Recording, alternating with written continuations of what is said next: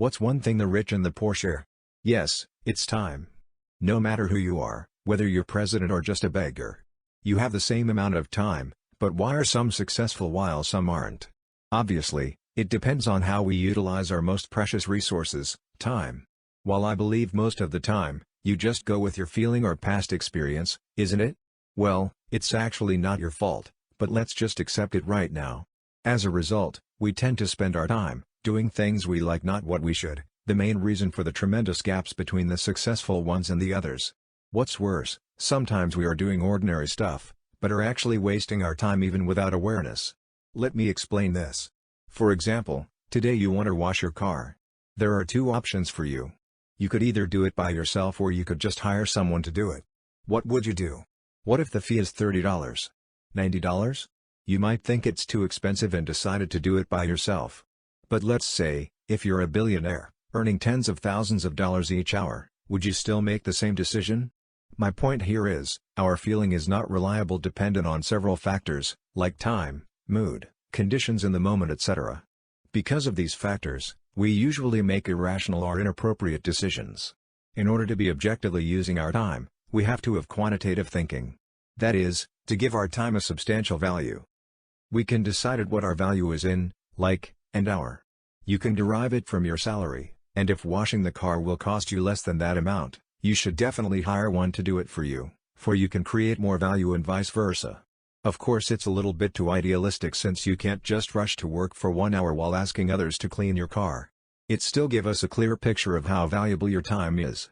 Have you noticed that in daily lives, we always make decisions based on money instead, more valuable ones, since the time past is past, not like money?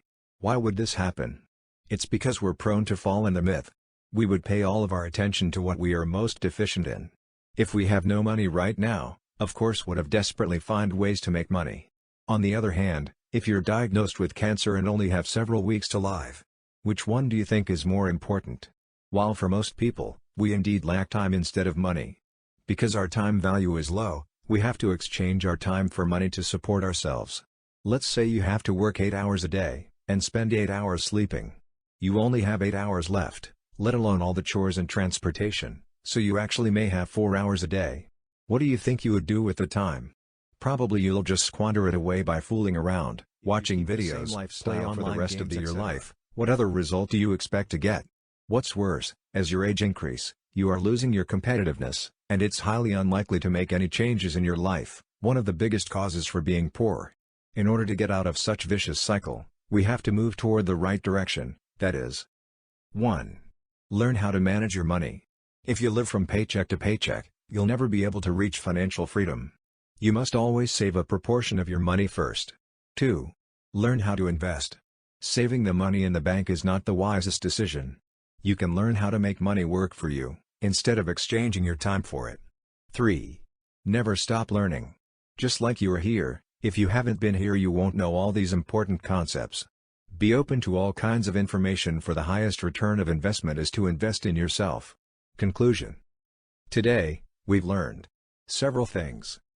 First, learn how to objectively utilize your time by quantitative thinking. Second, don't fall into the vicious cycle of exchanging your time for money. Third, keep learning.